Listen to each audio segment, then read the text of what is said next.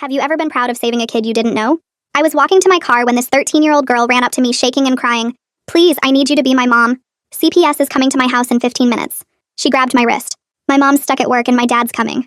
He's not supposed to have contact, but he knows about the visit. If they find out I'm alone, they'll take me. She had finger-shaped bruises on her upper arm. Fresh ones. Please, just until my real mom gets home from the hospital. She's a nurse. Emergency surgery ran over. I'm Rachel. 5 minutes later, I was in her living room holding her mother's driver's license. Melanie Wells. We looked similar enough if you didn't look too hard. The knock came exactly when Rachel said it would. CPS. Remember, Rachel whispered. You're Melanie Wells. Divorced 2 years. Dad is Brant. Restraining order since the divorce. I opened the door. Miss Frattini, come in. The social worker was younger than expected, maybe 30, carrying a thick file. She walked through the house checking things off. Fridge had food. Bedrooms were clean. No visible hazards. Professional, but tired. How have things been, Mrs. Wells? Same as always. Working doubles at regional. Keeping up with Rachel's school schedule. The lies came out smoother than they should have. Rachel, how's school? Good. Honor roll again. Rachel showed her a report card from the counter. All A's. Mrs. Frattini made notes. Your ex-husband called in another complaint. Says you're leaving Rachel alone overnight. Brant will say anything to get custody back, I said, surprising myself with the venom in my voice.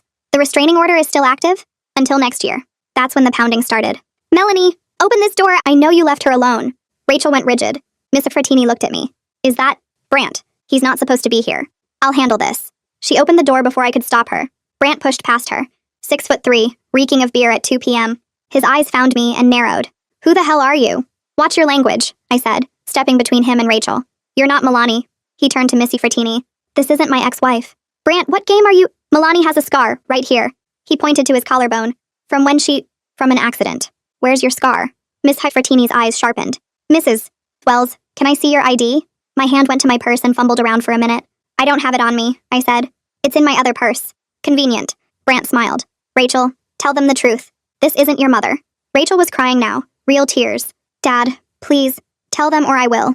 Mrs. Wells, Mr. Frattini said slowly. I need to see identification. Now. She's my aunt, Rachel burst out. Mom's sister. She watches me sometimes when Mom works late. Melanie doesn't have a sister, Brant said. I was married to her for 11 years. Half-sister, I said quickly. Different fathers. We reconnected recently. Bullcrap. What's her maiden name then? I had no idea. Rachel's eyes were huge, terrified. Wells, I guessed. She kept it after the divorce. Wrong, it's Peterson. Brant was triumphant now. You're some stranger, she grabbed. Miss Frattini pulled out her phone. I'm calling the police. Wait, Rachel pleaded. She's trying to help. Be quiet, Rachel. Miss Frattini's voice was steel now. Ma'am, what's your real name? I tried to lie one more time. It's Melanie. The sound of sirens suddenly cut through everything. Not distant. Close. Multiple vehicles. Through the window, 2 police cars pulled up. Officers got out slowly. One was holding his hat. Are they here for her? Brant asked eagerly. The fraud? The officers came to the door. Young, solemn. We're looking for the family of Melanie Wells. That's my ex-wife, Brant said. But she's not here. This woman is pretending. Sir. The officer's voice was gentle but firm. There's been an accident. Highway 9. Mrs. Wells was. She didn't survive. The room went absolutely silent. Then Rachel suddenly screamed. Not crying. A raw animal sound. She collapsed against me, sobbing so hard she couldn't breathe. That's impossible, Brant said. This morning The accident was 90 minutes ago. Multiple vehicles. She was pronounced at the scene. Miss Frattini looked between all of us, her face pale. If Melanie Wells is deceased, then you... She turned to me, understanding dawning. You're not Melanie Wells. No. You're not her sister. No. Dad called you, Rachel sobbed. You called him when Mom didn't answer. You told him about the CPS visit. You told him she wasn't home. Brant stepped back. I didn't... You knew she'd be driving fast to get here. You knew. The officers were looking at everyone now, trying to piece together what they'd walked into. Miss Frattini still had her phone out. 911 half-dialed. Ma'am, one officer said to me, we need you to explain who you are and why you're in this house. She was helping me, Rachel said through her tears. Mom was late and I was scared and she helped me. You grabbed a stranger? Miss Frattini asked. From where? The parking lot. I was desperate. Brant laughed, ugly and sharp. So my daughter's been alone with some random woman, pretending she's her mother, lying to CPS, and Melanie's dead. He looked at the officers. Arrest her. Kidnapping. Fraud. Something.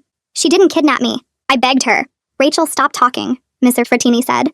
She looked at me. Annalisa Mitchell? You're under arrest for the kidnapping of a minor. The officer behind me pulls my arms back and the metal cuffs snap around my wrists, cold and tight against my skin.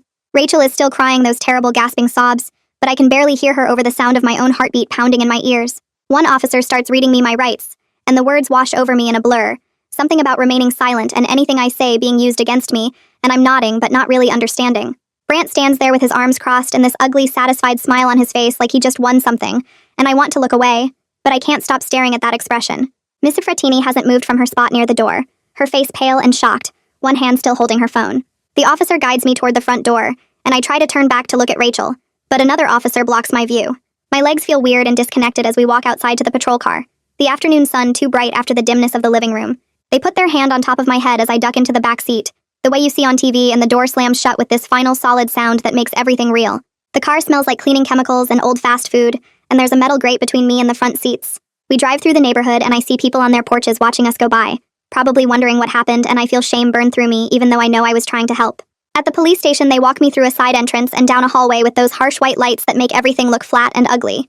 The booking area has this long counter and a camera setup, and I stand there while they take my photo from the front and both sides, the flash making me blink. My hands are shaking as they press my fingers onto the ink pad and then roll them across the paper for prints, one finger at a time, and I watch the black smudges appear like I'm watching it happen to someone else. There are forms everywhere, stacks of paper with tiny print that I'm supposed to read and sign, and I try to focus, but the words swim together. When they ask for my personal stuff, I hand over my phone and wallet and watch them seal everything in a clear plastic bag with my name written on it in marker. They give me a property receipt and I fold it carefully and put it in my pocket even though I don't know why it matters. The female officer tells me to remove my jewelry and I take off my watch and the small silver ring I wear on my right hand, and those go in the bag too. Without my phone, I feel completely cut off from everything, like I've been erased from the world. They lead me down another hallway, and I know we're heading to the cells and panic rises in my throat. Before we get there, I stop walking and manage to say that I want a lawyer, my voice coming out steadier than I expected even though I'm terrified.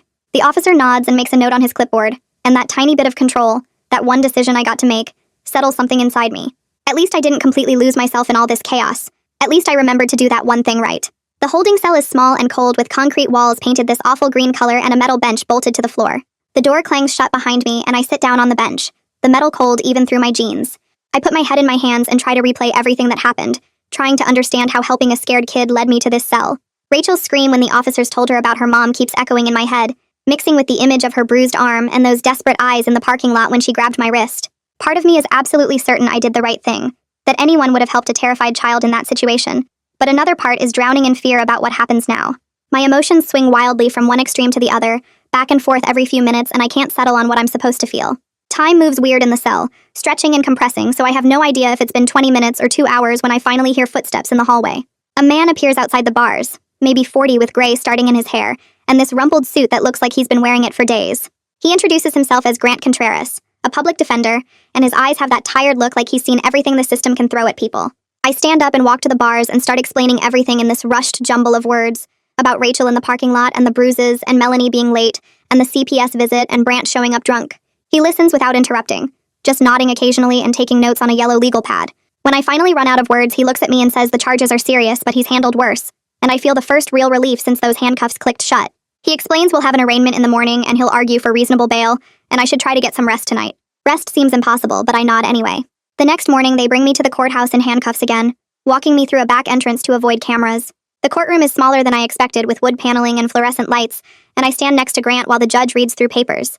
The judge is an older woman with reading glasses, and she sets bail at $5,000 with conditions including no contact with Rachel or anyone in the Wells family. Grant nods like this is what he expected, and tells me my parents can wire the bail money. Within an hour, my parents come through. I can see the strain on their faces through the video call, where they confirm the transfer, and by early afternoon, I'm walking out into sunshine that feels completely wrong given everything that's happened. Grant walks me to the front entrance and reminds me this is just the beginning. We have a lot of work ahead, but for now I can go home and sleep in my own bed. I nod and thank him and push through the courthouse doors into the bright afternoon. That's when I see Brant waiting near the bottom of the steps with his phone held up, recording me. He starts yelling about kidnappers and liars and how I should be locked up forever, his voice loud and aggressive. I keep my eyes down and try to walk past him toward the parking lot where my parents said they'd wait. Miss Frattini is standing near her car watching the whole thing, her face carefully blank, but she doesn't approach or say anything.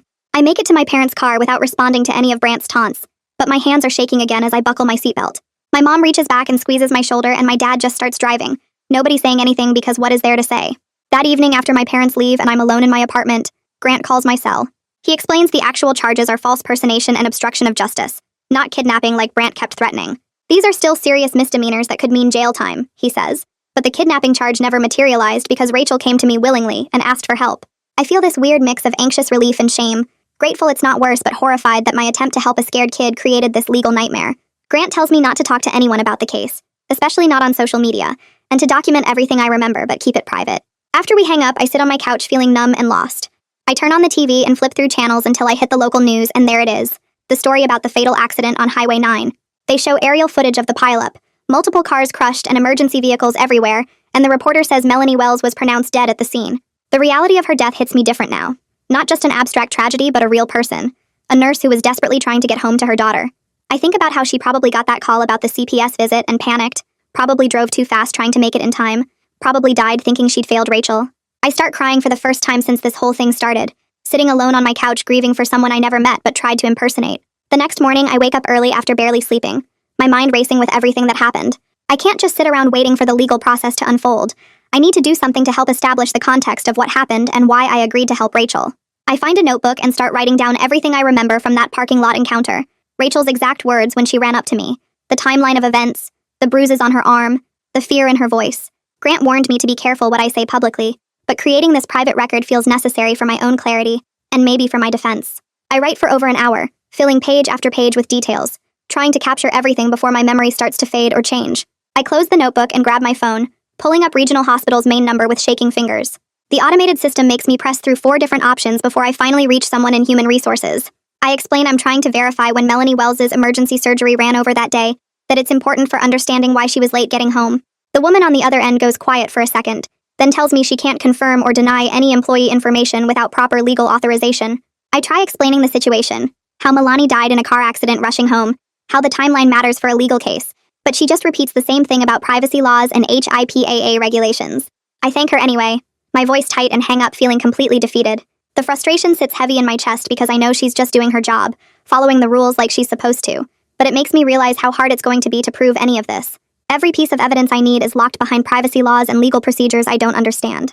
That afternoon, I drive back to Rachel's neighborhood without any real plan, parking a few houses down from her place and just sitting there trying to figure out what I'm even looking for. The street is quiet, a typical suburban block with neat lawns and cars and driveways. I'm about to give up and leave when a woman in her 60s comes out of the house directly across from Rachel's to check her mail. Something clicks in my memory, and I recognize her from that day. She was standing on her porch watching when the police cars arrived. I get out of my car and walk over carefully, not wanting to seem creepy or threatening. She eyes me with caution as I approach, her hand still on her mailbox. I introduce myself and explain I was the woman at the Wells house when the police came, and I'm trying to understand what happened that day. Her face shifts from wary to sympathetic, and she tells me her name is Gail Marsh, that she's lived on this street for 30 years. Then she says something that makes my heart jump. She saw Brant pounding on Rachel's door earlier that afternoon, hours before CPS even arrived. I ask her to tell me more, and she describes him stumbling up the walkway around noon, clearly drunk, yelling and banging on the door for several minutes before he left. She says she almost called the police, but he drove off before she could decide. I thank her about 5 times, my voice shaking with relief that someone else saw what was happening, that I'm not the only one who knows how bad things were. 2 days later, my phone rings with an unfamiliar number, and I almost don't answer, worried it's a reporter or someone from Brant's side. But I pick up on the 4th ring, and a woman introduces herself as Beverly Reeves from CPS. Her voice is professional but not unkind, matter of fact in a way that actually calms me down a little. She explains they need to understand the full context of what happened that day, why I agreed to help Rachel, what I observed about the situation. She asks if I'll give a formal statement, and I say yes immediately, before she even finishes the question. We schedule a meeting for the next morning at the CPS office, and she tells me I can bring my lawyer if I want. I call Grant right after we hang up, and he agrees to come. Says it's smart to have him there to make sure I don't accidentally say something that could hurt my case. I spend the rest of the day nervous, but also relieved that someone official actually wants to hear my side of things. The CPS office is in a plain brick building downtown with security at the entrance and worn linoleum floors that squeak when you walk. Grant meets me in the lobby, and we go up to the 3rd floor together, where Beverly is waiting in a small conference room with another CPS worker, whose name I immediately forget. We all sit down at a table with fake wood finish, and Beverly opens a thick file, her pen ready. Grant sits beside me and nods slightly, giving me permission to speak. I tell them the whole truth about that parking lot encounter, how Rachel ran up to me shaking and crying, how she had fresh bruises on her arm, how terrified she was that her father would show up. I admit I knew it was wrong to lie about being Melanie, but I explain I believed Rachel was in immediate danger, and that her mother would arrive any minute. The shame of saying it all out loud is intense, hearing my own voice describe the choices I made, but Beverly just nods and takes notes without any visible judgment on her face. The other worker asks a few questions about timing and what Rachel said exactly, and I answer as clearly as I can. When we're done after about 40 minutes, Beverly thanks me for coming in and says this helps them understand the context. I feel steadied by finally being heard, by having someone official document that I was trying to help a scared kid, not hurt anyone. That afternoon, I'm back in my apartment trying to distract myself with TV when my phone rings again. It's Gail Marsh, and she sounds determined, Says she's been thinking about what we talked about, and she wants to give a formal statement about Brant's behavior. She tells me he's come by at least twice in recent weeks that she noticed. Always agitated and loud, once so drunk he could barely walk straight. She mentions other incidents too. Times when she heard yelling from the Wells house late at night. Times when she saw Rachel looking scared on the front porch. I thank her over and over, my voice breaking a little because I can't believe this stranger is willing to get involved and tell the truth when she could just stay out of it. As soon as we hang up, I text Grant with shaking hands, telling him about Gail's offer. He responds within minutes saying this is exactly the kind of witness testimony we need, that he'll contact her tomorrow to arrange the statement. I feel the first real hope since this whole thing started. Like maybe the full picture will actually emerge and people will understand why I did what I did. That evening, Grant sends me a detailed email that I read 3 times to make sure I understand everything. He lists out all the evidence we need to preserve, doorbell camera footage from neighbors, police body cam recordings from that day, the 911 call audio, hospital records showing Milani's shift times. He explains he's already filed motions to prevent destruction of the body cam footage and is working on subpoenas for the rest. The email is thorough and organized in a way that makes me feel like someone competent is actually fighting for me, not just going through the motions. I write back thanking him and asking if there's anything I should be doing, and he responds quickly saying just stay out of trouble and let him handle the legal stuff. I feel grateful but also useless, like I should be doing more to help my own case, but understanding that sometimes the best thing is to step back and let the professionals work. Missy Frattini sits at her desk in the CPS office, her hands tired from a double shift of home visits that started at 7 this morning. She opens the Wells case file on her computer and stares at the cursor blinking in the notes section. The words come slowly as she types, documenting the home inspection in careful language. She notes she followed protocol for checking the residence, that the fridge had food and the bedrooms were clean and there were no visible hazards. Then she pauses and adds a line acknowledging she opened the door when Brant arrived, that she thought she could handle the situation but made an error in judgment. The words on the screen feel completely inadequate to capture the chaos of that afternoon. The sound of Rachel screaming when the officers announced her mother's death. The look on that stranger's face when the handcuffs went on. She types anyway because the system requires documentation, because her supervisor will read this and make decisions based on what she writes. When she finishes, she saves the file and closes her laptop, rubbing her eyes and wondering if she should have done something different, if there was a moment when better choices could have changed everything. The next day, Grant calls and asks me to come to his office, says he has something to show me. I drive over during my lunch break and he's waiting with his laptop open on his desk. He turns the screen toward me and plays footage from Gail's doorbell camera, the timestamp showing it's from that day, 2 hours before CPS arrived. The video clearly shows Brant stumbling up to Rachel's door, pounding on it with both fists and yelling something I can't quite make out. He's wearing the same clothes he had on later, and even in the grainy footage you can see he's unsteady on his feet. The timestamp proves he was already at the house and knew about the CPS visit before Miss Frattini ever arrived. Grant plays it 3 times and I watch silently, feeling this weird mix of vindication and sickness. I'm glad the evidence exists. Glad there's proof of what Rachel was dealing with, but it also makes me sad knowing this is her normal life, that this chaos and fear is what she grew up with. Grant saves the file and adds it to his evidence folder, explaining this establishes Brant's pattern of harassment and his violation of the restraining order. That same afternoon, Grant files a motion to preserve all police body cam footage and 911 recordings from that day, and the judge grants it within hours. Grant calls to tell me and explains this is really important because the body cam will show exactly what happened when Brant forced his way into the house, how I was trying to protect Rachel, how out of control he was. I feel a small victory knowing this evidence won't disappear into some storage system and get erased, even though I'm also scared about what the footage might show of me pretending to be Melanie. Grant seems to read my mind and reminds me that context matters, that the judge will see the whole situation, not just the part where I lied. I hang up feeling cautiously hopeful, like maybe the truth will actually come out and people will understand this wasn't some criminal scheme. It was a split-second decision to help a terrified kid. A few days later, Grant forwards me an email from someone named Luis Painter, who works as a traffic investigator for the county. He's assigned to Milani's accident case and wants to interview me about the timeline that day. Grant advises me to cooperate fully since I'm not being investigated for the accident itself, just providing context about what was happening that led to Milani rushing home. We schedule a meeting for tomorrow afternoon at a coffee shop near Grant's office. I spend that evening feeling anxious about reliving those hours in detail, about having to explain to an investigator how my actions might have contributed to the chain of events that ended with Melanie dead on Highway 9. I barely sleep that night, going over the timeline again and again in my head, trying to make sure I remember everything correctly so I can give Luis whatever information he needs to understand what happened.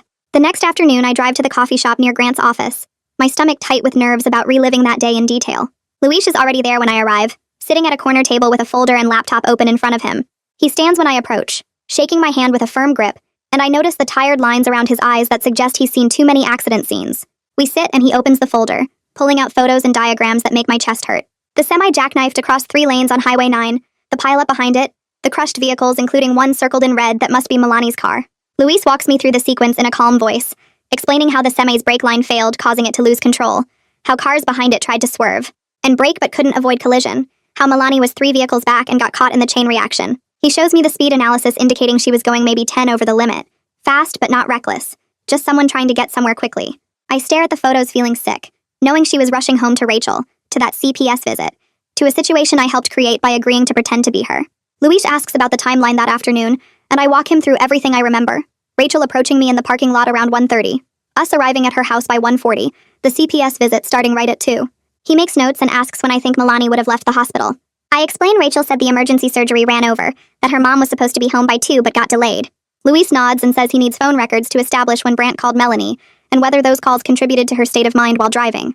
The weight of how many small moments led to that crash settles over me like a blanket. If the surgery had ended 5 minutes earlier, if Brandt hadn't called, if I had told Rachel no in that parking lot, if the semi's brakes hadn't failed at that exact moment. Luis seems to read my thoughts and says accidents are usually a chain of circumstances, not one person's fault. But I can tell he's building a timeline to understand the full picture. I give him what details I can, and he thanks me, closing the folder and saying he'll be in touch if he needs anything else. That same afternoon, Grant calls and asks me to come to his office, saying he has something I need to hear. I drive over immediately, my hands shaking slightly on the wheel. Grant's office is small and cluttered with case files stacked everywhere, and he gestures for me to sit in the chair across from his desk. He turns his computer monitor so I can see it and clicks play on an audio file. Miss Frattini's voice comes through the speakers, tight and stressed, saying she needs police backup at an address I recognize as Rachel's house. The timestamp shows it's from that afternoon, and I can hear chaos in the background. Brandt's voice yelling something about lies and fraud, Rachel crying, and then my own voice trying to calm everyone down saying, please, let's just wait for the police. Miss Frattini is asking Brandt to leave and he's refusing, his words slurred and aggressive. The call lasts maybe 90 seconds before she hangs up, presumably when the officers arrived. Grant plays it 3 times and I listen feeling this weird mix of vindication and sadness. The evidence proves Brandt was out of control, and I was trying to protect Rachel, but it also captures the moment everything fell apart. Grant saves the file and explains this establishes Brandt's pattern of harassment and his violation of the restraining order. He points out the timing too, how the CPS visit was scheduled to end at 2:30, and Milani should have arrived home right around then if not for the accident. The timing is brutally tight. Everything happening in this narrow window where one delay or one change could have prevented the whole disaster. A few hours later, Gail shows up at Grant's office carrying a worn notebook. She sits down and Grant pulls out a legal form, explaining she's signing a sworn statement about what she witnessed that day. Gail nods and starts describing how Brandt showed up at the Wells house around noon, before the CPS visit, pounding on the door and yelling for Milani. She says she could smell alcohol on him even from her porch next door, that his movements were unsteady and his voice was loud and mean. Grant types everything she says into the statement form, asking clarifying questions about times and specific details. Gail also mentions that Milani had talked to her a few days earlier, confiding that she was scared Brandt would try something during the CPS visit. She says Milani seemed really worried, like she knew her ex-husband was planning to cause trouble. Grant asks if Melanie said anything specific, and Gail thinks for a moment before saying, Melanie mentioned Brandt had been calling her constantly, that he somehow found out about the visit, and was threatening to show up and prove she was an unfit mother. Grant finishes typing and prints the statement, having Gail read and sign it. She signs carefully, and Grant thanks her warmly, his voice genuine.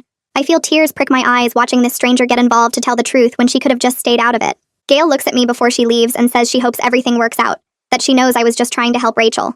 I thank her, my voice cracking slightly, and she squeezes my hand before walking out. Late that night, Ms. Frattini sits at her kitchen table with her laptop open, the cursor blinking in an email to her supervisor. The words come slowly as she types about the Wells case and her decision to open the door when Brandt arrived. She writes that she thought she could de-escalate the situation, that she believed her training and authority would be enough to control the interaction. She admits she didn't realize he would force entry, that she misjudged how aggressive and intoxicated he was. The hardest part is typing that she should have called for police backup immediately instead of trying to handle it herself. She knows this admission could cost her the job she's worked 5 years to build, that CPS takes protocol violations seriously, even when workers have good intentions. The email sits in her drafts folder for 20 minutes while she reads and rereads it, her finger hovering over the send button. Finally, she clicks it and watches the email disappear from her outbox, feeling a mix of relief and dread about what comes next. The next week, Grant calls to tell me an emergency family court hearing has been scheduled with Judge Leon Ashworth presiding. The hearing is to determine Rachel's temporary placement while CPS completes their investigation. Grant explains carefully that I won't be involved in this hearing since it's about Rachel's custody situation, not my criminal case. I feel frustrated hearing this, desperate to know what's happening with Rachel but having no legal right to be there or get information. Grant says he'll try to find out the outcome but can't make promises since it's a separate proceeding. The morning of the hearing, I spend anxiously checking my phone every few minutes, unable to focus on anything else. I keep imagining Rachel in that courtroom, scared and alone, having to face her father and relive everything that happened. My hands shake every time I pick up my phone, hoping for news but knowing I might not hear anything for hours or even days. At the courthouse, Beverly stands before Judge Ashworth presenting CPS's recommendation. She explains that given the restraining order violations, the evidence of intoxication, and the pattern of harassment documented in their investigation, They cannot recommend placement with Brant at this time. Instead, CPS is recommending Rachel stay in licensed foster care while they complete their full assessment. Beverly has brought detailed documentation showing every restraining order violation over the past year, the police calls from neighbors, Melanie's reports about Brant showing up drunk. She also presents Gail's sworn statement and the body cam footage from that day. Judge Ashworth reviews everything carefully, asking pointed questions about Rachel's safety and what services would be provided. Beverly explains they've identified an experienced foster family in the same school district, so Rachel can stay at her current school, maintaining some stability while everything else falls apart around her. The judge makes notes and asks about visitation, and Beverly recommends supervised visits only if Brant completes an alcohol assessment. Judge Ashworth listens to Brant's lawyer object but ultimately sides with CPS, ordering Rachel to remain in foster care with supervised visitation contingent on Brant's compliance with treatment requirements. That evening, I'm scrolling through Facebook when I see the post. Brant has written this long rant calling me a kidnapper and a fraud, demanding justice and asking everyone to share his story. He claims I manipulated his daughter and lied to CPS, that I should be in jail for what I did. Within an hour, his friends have shared it to every local community group, and the comments section fills with people who don't know the full story. They're calling for my arrest, saying I should be locked up, some even suggesting worse things. My name is tagged in the post, so notifications keep popping up as more people comment and share. I read through them feeling sick to my stomach, seeing how quickly public opinion can turn someone into a monster when they only hear one side. Someone finds my Instagram and starts commenting on old photos, calling me dangerous and crazy. I close both apps and sit on my couch shaking, understanding for the first time how social media can destroy someone's reputation in hours. My phone keeps buzzing with notifications, but I turn it off, unable to look at any more hate from strangers who think they know what happened. A week later, Grant calls saying the DA's office has reached out with a possible deal. If I plead guilty to false personation, they'll drop the obstruction charge and recommend probation instead of jail time. Grant explains this carefully, saying it's worth considering given how uncertain a trial outcome would be. He walks me through the pros and cons, never pressuring but making it clear this is probably the safer path. The decision is mine, though, he emphasizes. I spend the next 3 days barely sleeping, agonizing over whether accepting a plea deal means admitting I was wrong to help Rachel. Part of me wants to fight it, to make a jury understand why I did what I did, to prove I was trying to protect a scared kid. But Grant keeps reminding me that good intentions don't change the fact I broke the law, that a jury might not see it my way, that jail time is a real possibility if I lose at trial. I talk to my parents and they say they'll support whatever I decide, but they're scared of me going to trial and losing. I lie awake at night going over everything again and again, trying to figure out if there's a right answer when every choice feels wrong. 2 days later, I sit in the back row of Judge Ashworth's courtroom watching Rachel walk in with a woman I assume is her temporary foster parent. Rachel looks tiny in the big wooden room, her shoulders hunched forward like she's trying to make herself smaller. The judge is older, maybe 60, with gray hair and reading glasses that he keeps adjusting as he reviews papers.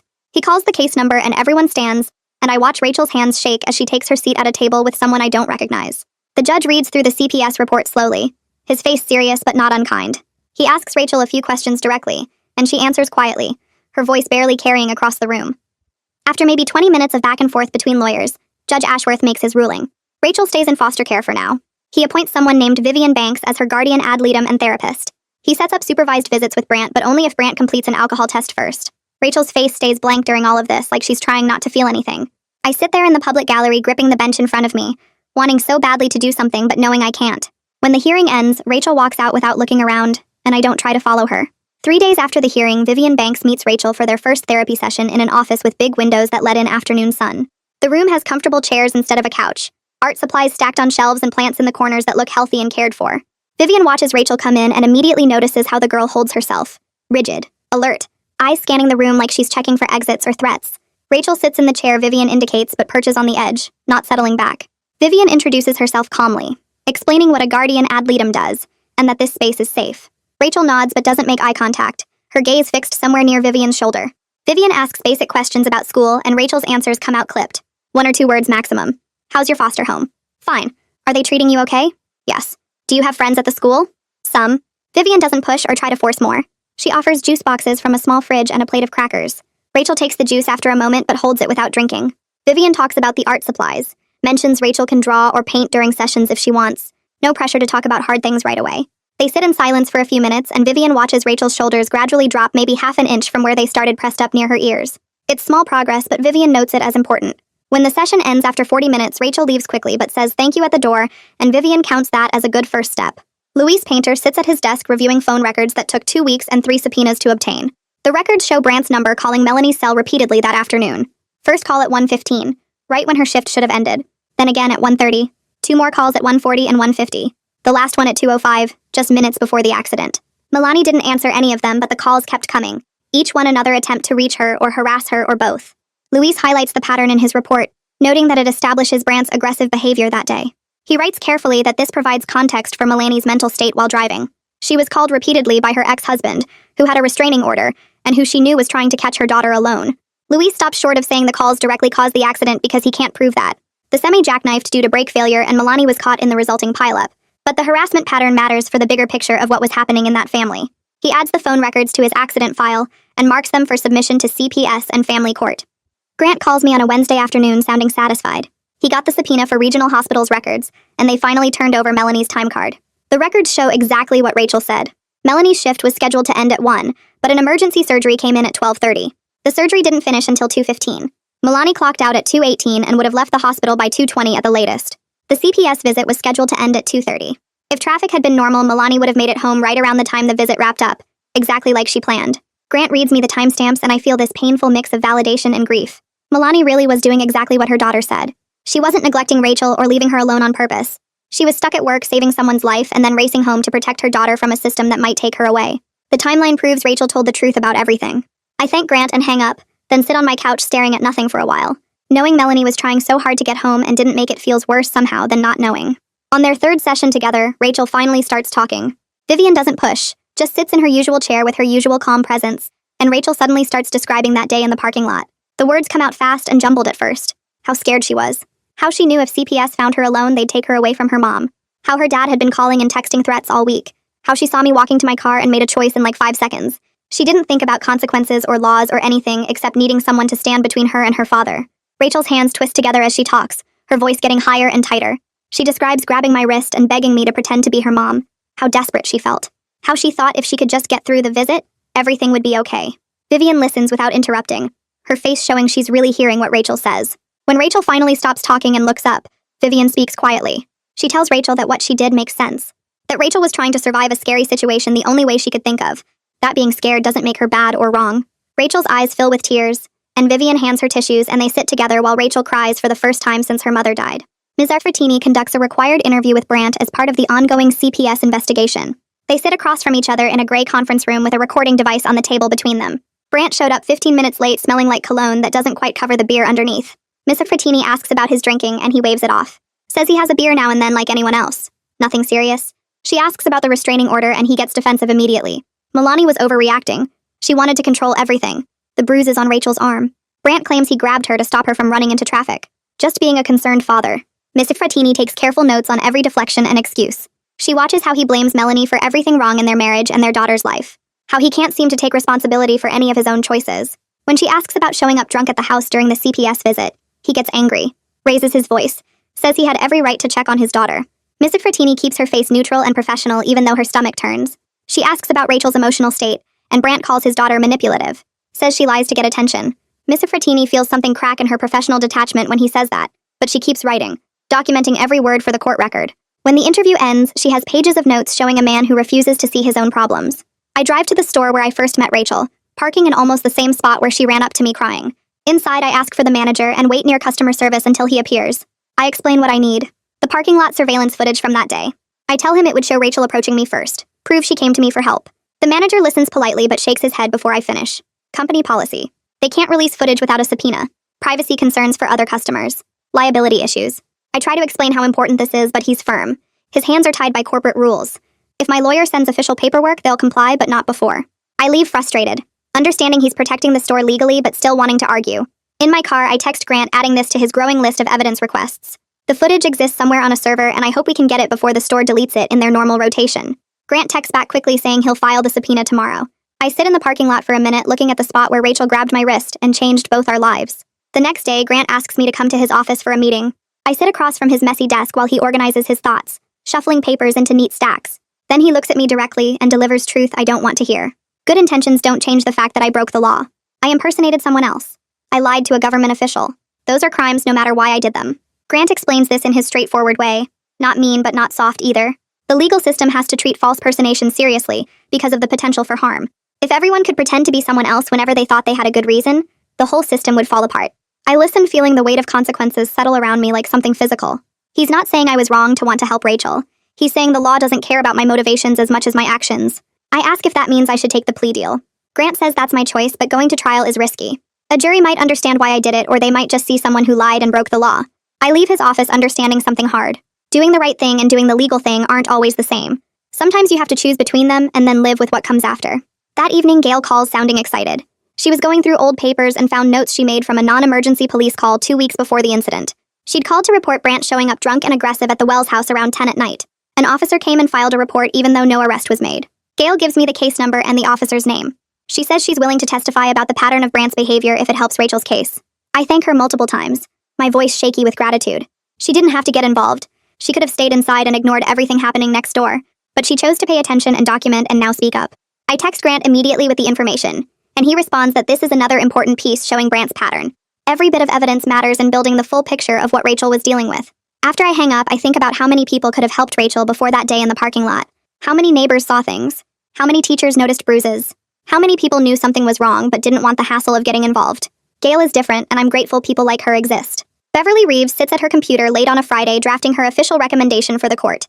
The cursor blinks on a blank document while she organizes her thoughts.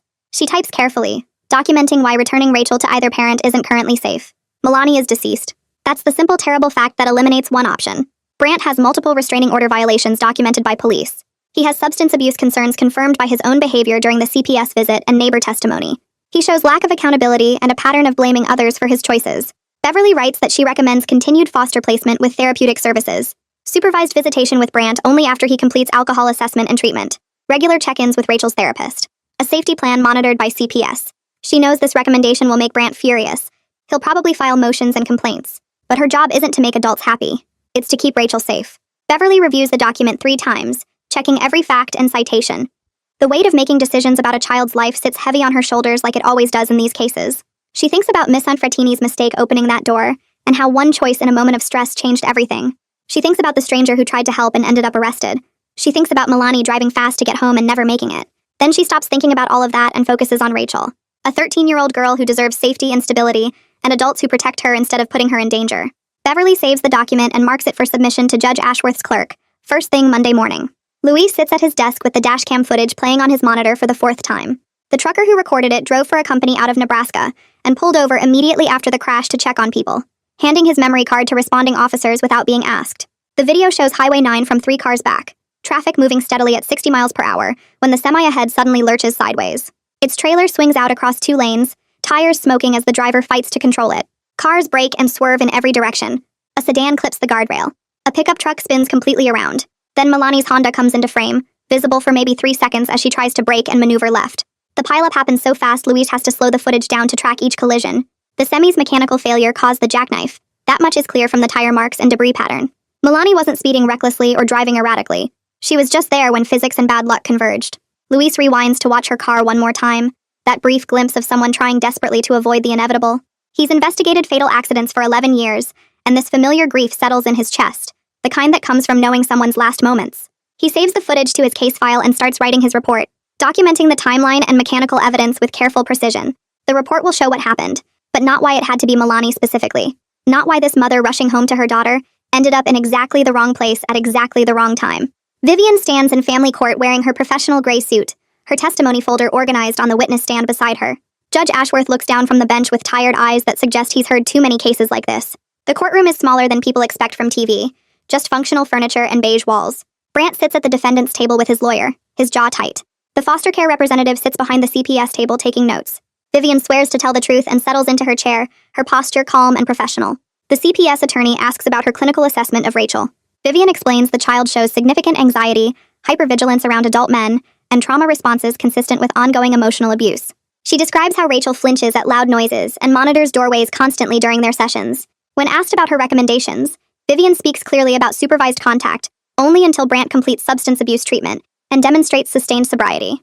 She recommends anger management classes and parenting education, her tone neutral but firm. Judge Ashworth interrupts to ask how long Rachel has displayed these behaviors. Vivian explains they appear long-standing, not reactions to her mother's death alone. The judge asks about Rachel's relationship with her father before the divorce. Vivian notes Rachel describes feeling afraid of his temper and unsafe when he drinks. Brant's lawyer objects and the judge sustains it, but the point lands anyway. Vivian continues answering questions for 20 minutes, maintaining professional clarity while privately hoping this girl gets real protection. She knows judges don't always follow clinical recommendations, that family reunification often trumps safety concerns. When she steps down, she makes brief eye contact with the foster care rep, who nods slightly, and Vivian walks out of the courtroom carrying her folder and a thin hope that someone listened. Grant calls me on a Tuesday afternoon to say the police body cam footage finally came through after weeks of bureaucratic delays. He watched it twice already, and wants me to come to his office to review it together before anyone else sees it. I drive over during my lunch break from the youth center, my stomach tight with nerves about watching that day play out on camera. His office smells like coffee and old files. He cues up the video on his laptop, and we lean in to watch.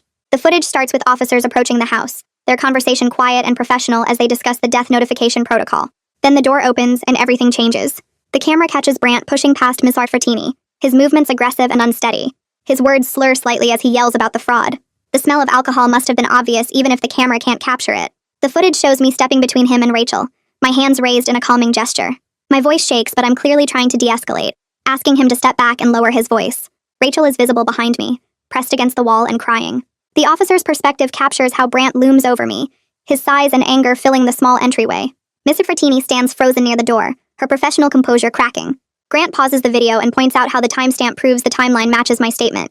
He rewinds to show Brandt's aggressive entry again, noting how clearly the camera picked up his slurred speech. When he plays the part where I pretend to be Milani, my stomach drops hearing my own lies spoken so confidently. Grant says this footage helps establish context about why I felt Rachel needed protection, but it also clearly shows me committing the crime I'm charged with.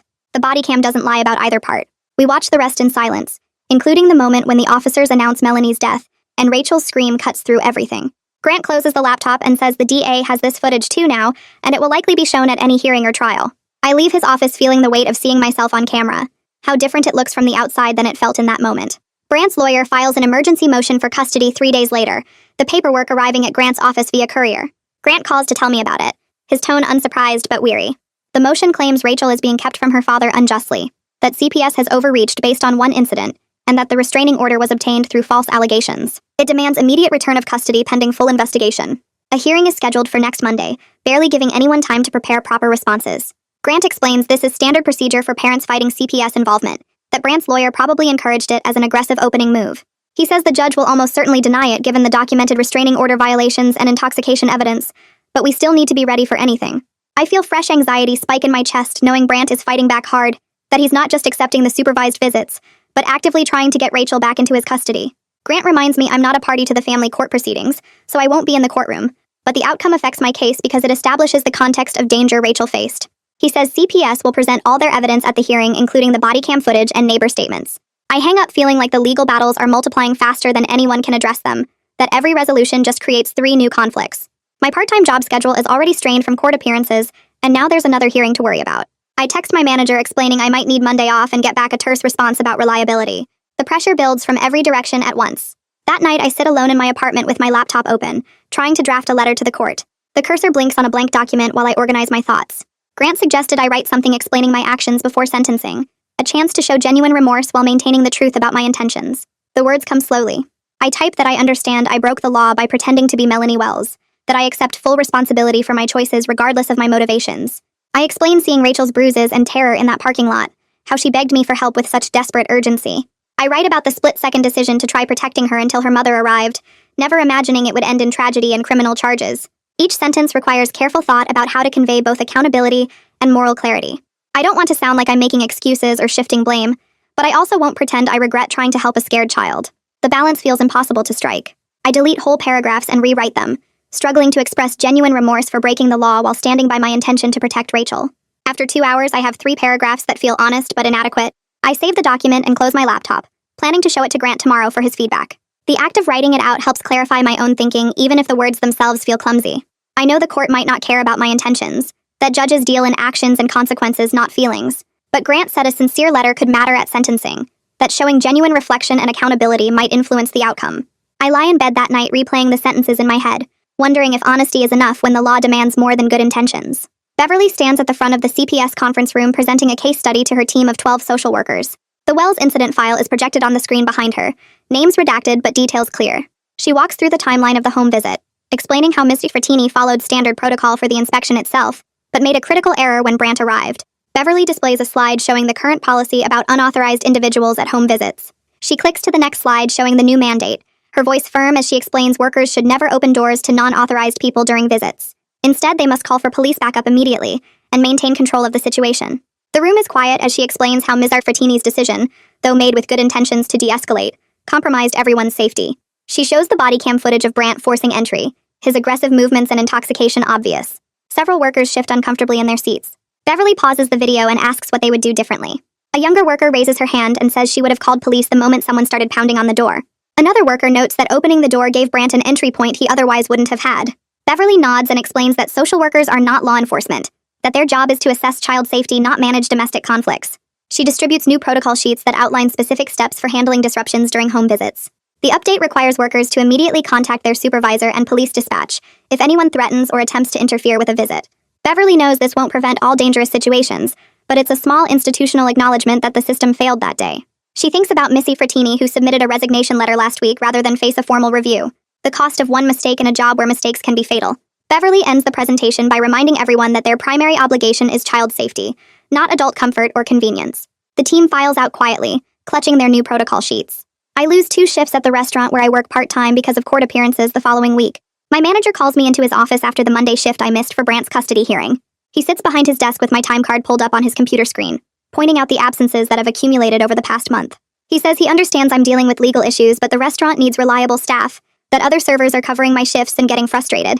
He warns me that continued absences could cost me the position entirely, that he can't hold my job open indefinitely while I handle personal problems. I apologize and promise to minimize future absences, but even as I say it, I know more court dates are coming. Grant already scheduled a pretrial conference for next month, and there's the sentencing hearing after that. The financial pressure adds to everything else pressing down on me. I lie awake that night calculating how long I can afford rent if this drags on. My savings account has maybe 2 months of expenses left after paying Grant's retainer and covering lost wages. My parents offer to help, but they're already stretched thin from posting my bail money. Their retirement fund depleted by $5,000 they may never recover.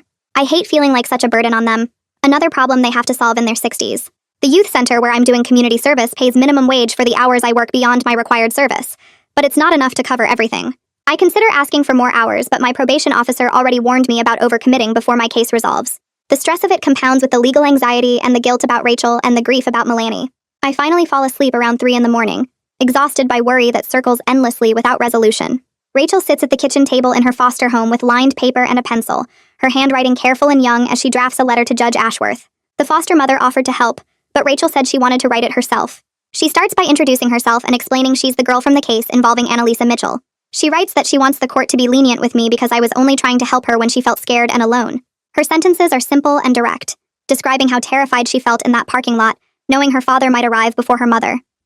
She explains that I stayed calm and kind even when everything fell apart, that I tried to protect her from someone who hurt her. Rachel crosses out a sentence and rewrites it more clearly. She adds that she knows I broke the law, but she doesn't think I should go to jail for helping her. The letter fills 2 pages in her neat cursive. She signs her name at the bottom and draws a small flower in the corner, something her mother used to do on notes she left for her. Rachel brings the letter to her next therapy session with Vivian and asks if it can be sent to the judge. Vivian reads it carefully, noting how the child's perspective comes through in every sentence. She explains that letters like this are part of victim impact materials, that the court considers how cases affect the people involved. Vivian decides to submit it as part of Rachel's file, knowing it shows the child's genuine feelings about what happened. She makes a copy for the record and seals the original in an envelope addressed to Judge Ashworth's chambers. Rachel watches her do it and asks if the judge will really read it. Vivian promises that he will, that judges take victim statements seriously even when they come from kids. Rachel nods and seems satisfied that her voice will be heard somehow in all these adult proceedings that decide her life. Luis completes his accident investigation report on a Friday afternoon, his desk covered with photos and timeline documents. He types the final section correlating when the CPS visit was scheduled, when Brandt made his harassment calls to Milani's phone, and when the crash occurred on Highway 9. The timeline shows Milani left the hospital at 2:20 according to her badge swipe, 13 minutes after her shift ended. Traffic cameras picked up her Honda entering Highway 9 at 2:35. The pileup started at 2:41 when the semi's brake system failed. Milani was 6 cars back from the initial jackknife. Luis documents that her speed was consistent with traffic flow, that she attempted to brake and maneuver when the vehicles ahead started colliding. He notes Brandt's phone records show multiple calls to her cell that afternoon, but concludes there's no direct legal causation between his harassment and her death. The accident was caused by mechanical failure in the semi-truck, with Milani simply in the wrong place at the wrong time. He types that while Brandt's actions created stress and urgency, they did not directly cause the brake failure or the chain reaction crash. Luis pauses before writing the conclusion, thinking about how unsatisfying it is to document tragedy without clear villains to blame. Sometimes bad things just happen, because multiple small failures align in the worst possible way. He completes the report and marks the case closed, filing it with the sober acceptance that comes from years of investigating accidents where physics and timing matter more than intentions. He emails a copy to the DA's office and CPS, knowing they'll use it in their respective cases. Then he closes the file on his computer and moves to the next investigation, carrying the quiet grief of this one with him. Grant recommends I accept the plea deal during a meeting at his office the following Tuesday. He lays out the offer in clear terms, explaining that if I plead guilty to misdemeanor false personation, the DA will drop the obstruction charge and recommend probation plus community service instead of jail time. He walks me through the pros and cons methodically, never pressuring but making clear this is the safer path. Going to trial means risking a harsher sentence if the jury convicts, and the body cam footage makes conviction likely, despite the sympathetic circumstances. The plea guarantees no jail time and keeps my record to 1 misdemeanor instead of 2. Grant explains that trials are expensive and unpredictable, that judges and juries don't always respond to good intentions the way we hope. He says I have 3 days to decide before the offer expires. I leave his office feeling the weight of choosing between fighting for vindication and accepting pragmatic consequences. I spend those 3 days agonizing over whether accepting a plea means admitting I was wrong to help Rachel. I talk to my parents who say they support whatever I decide, but gently note that jail time would devastate our family further. I reread the letter I drafted to the court, thinking about accountability and moral clarity. On Thursday morning, I call Grant and tell him I'll take the plea. He says he thinks it's the right decision, that sometimes accepting consequences is part of doing the right thing. We schedule the plea hearing for the following week. I hang up feeling relieved the uncertainty is ending even as I brace for standing in court and formally admitting guilt. The plea means I'm a convicted criminal, but I'll serve my sentence in the community helping other kids instead of sitting in a cell. Grant reminds me that after completing probation successfully, I might be eligible for record sealing. I focus on that small hope while trying to accept that this chapter of my life will be defined by choices I made in a parking lot when a desperate child grabbed my wrist. 2 weeks after I accepted the plea deal, Rachel sat in the living room of her foster home with Vivian beside her on the couch when Ms. Frattini knocked on the door. The foster mom let her in, and Rachel's shoulders went tight, her hands gripping the cushion. Ms. Frattini looked different from that terrible day, less professional and more tired, and she sat in the chair across from them slowly. She asked Rachel how she was doing, and Rachel gave short answers at first, watching her carefully. Then Ms. Frattini said she was sorry for not protecting Rachel better that day, that she made a mistake opening the door when Brant arrived. Her voice was quiet and genuine, Rachel's eyes filled with tears, and she said it wasn't Ms. Frattini's fault, that everything was just bad all at once. They talked for almost an hour about what happened and how scared Rachel had been, and Ms. Frattini listened without defending herself or making excuses. By the end, Rachel was sitting forward instead of pressed back into the couch, and when Ms. Frattini stood to leave, Rachel actually said, "Thank you for coming." Vivian walked her to the door and they spoke in low voices for a minute, and when she came back, she told Rachel that took a lot of courage. 3 weeks after my arrest, I stood in front of Judge Ashworth in the courtroom wearing the one nice outfit I owned, my hands shaking slightly as I said the words Grant had practiced with me. I pled guilty to false personation. The judge asked if I understood what I was pleading guilty to, and I said yes.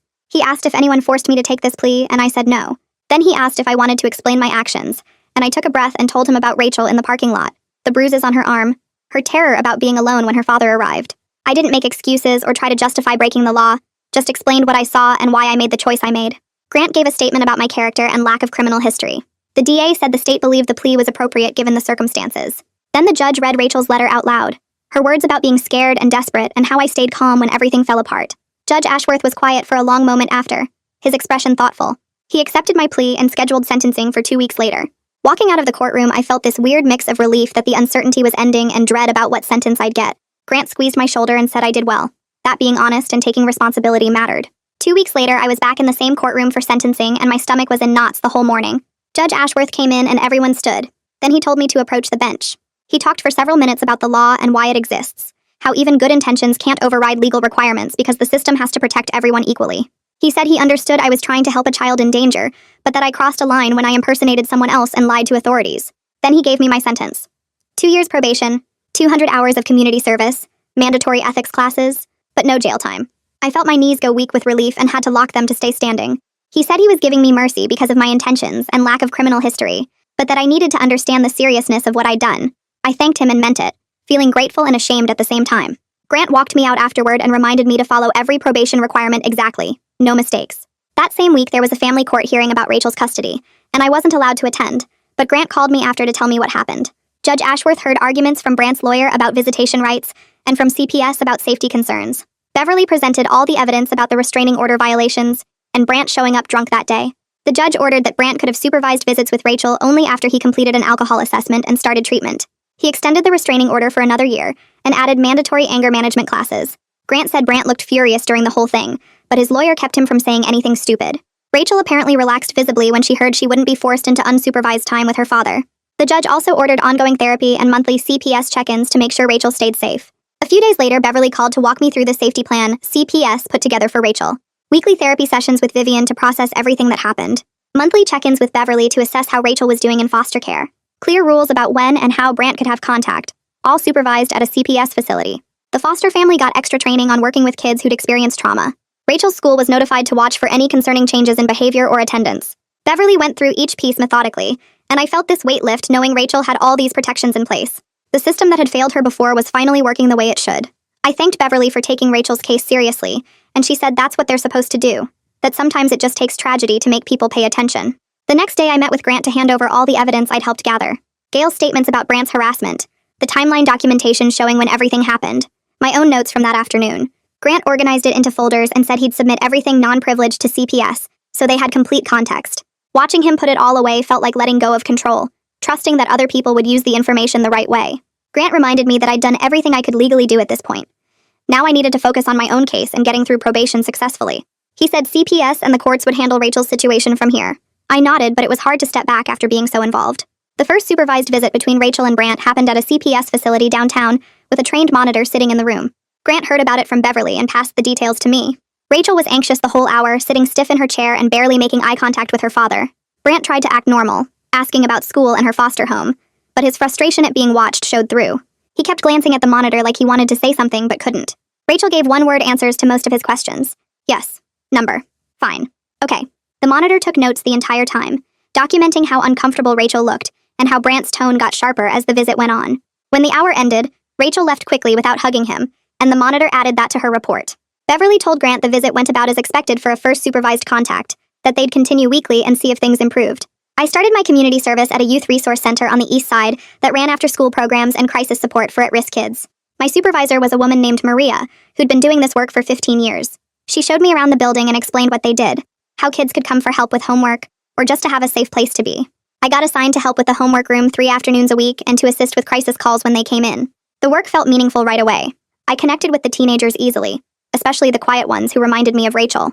They opened up about problems at home or school, and I listened without judgment, just tried to help them figure out solutions. Maria pulled me aside after my second week and said I had a natural ability to make kids feel safe, that they trusted me quickly. I felt purpose coming back even while serving my sentence. One afternoon, Luis finished his final report on the accident investigation and filed it with the department. Grant got me a copy through his connections. The report stated that Melanie Wells died in a multi-vehicle pileup on Highway 9, caused by a semi-truck jackknifing due to mechanical failure. Speed and traffic conditions were listed as contributing factors, but no criminal charges were warranted against any driver. The semi-company faced civil liability, but that was separate. Luis documented the timeline of events that day, including Brant's phone calls to Melanie, but concluded there was no direct legal causation between the calls and the crash. The accident was ruled a tragic combination of circumstances. Reading it gave me this somber sense of finality, knowing the legal system had said all it would say about how Melanie died.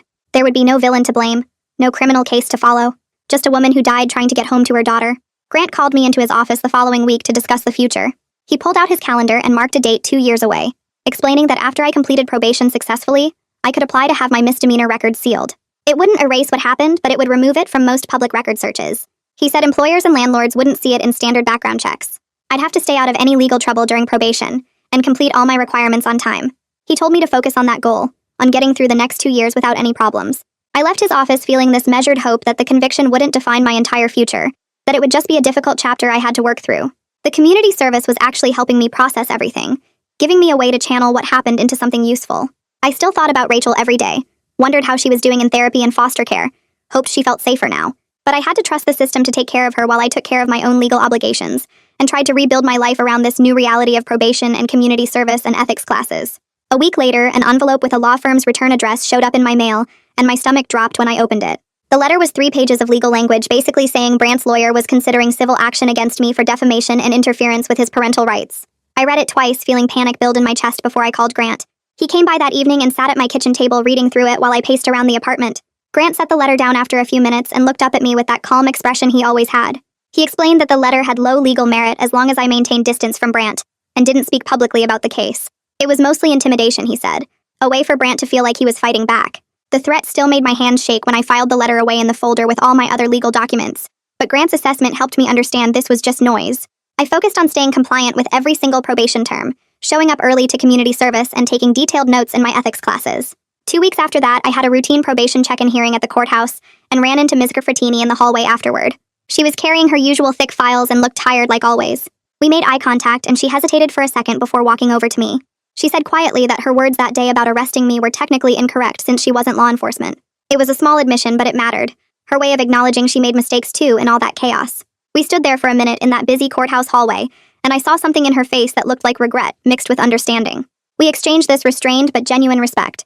Two people who tried to do the right thing and got caught in an impossible situation. She nodded once and walked away toward the CPS offices, and I felt this weird sense of closure about that piece of everything. The next afternoon, Vivian called and said she had something for me from Rachel. I drove to her office and she handed me a folded piece of notebook paper with my name written on the outside in careful teenage handwriting. Inside was a short note thanking me for helping her that day.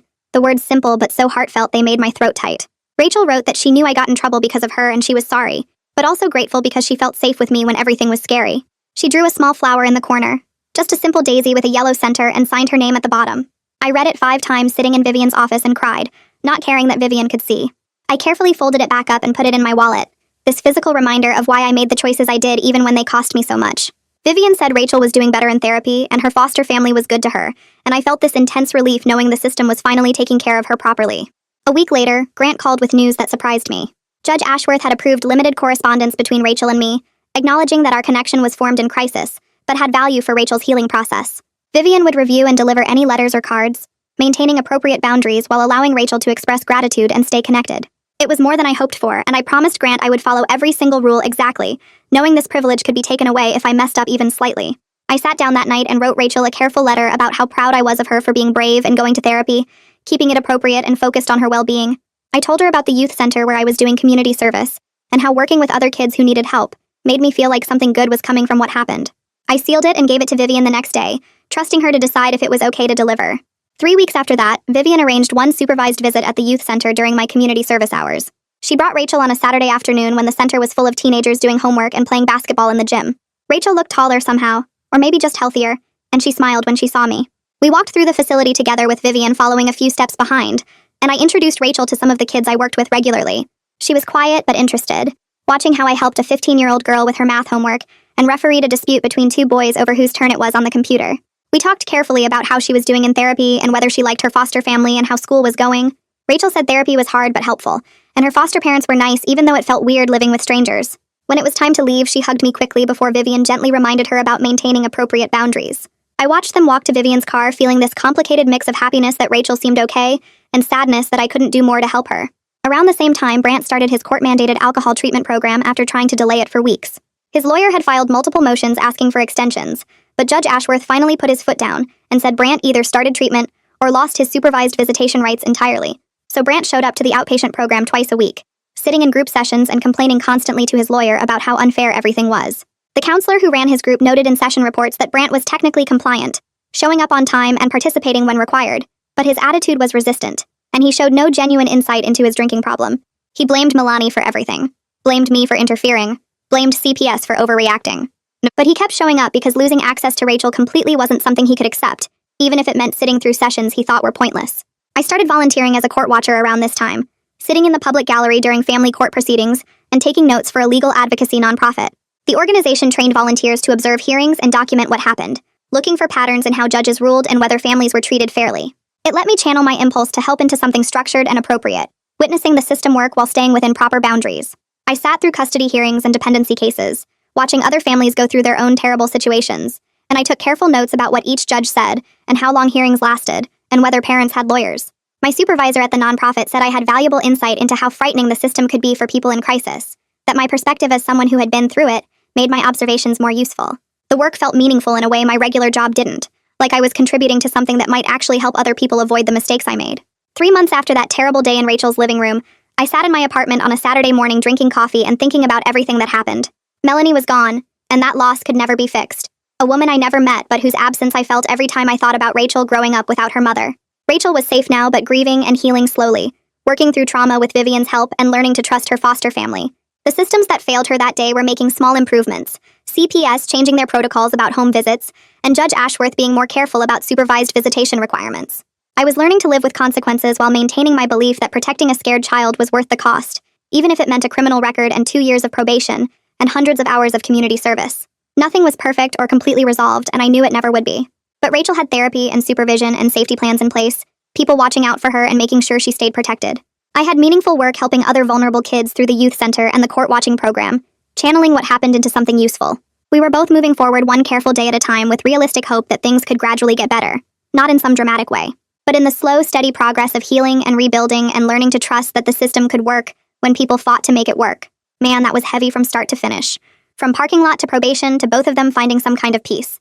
Anyway, if you made it through this whole legal saga with me, thanks for sticking around. Hit that like button, maybe subscribe if you want more of these intense stories. I'll see you next time. Peace.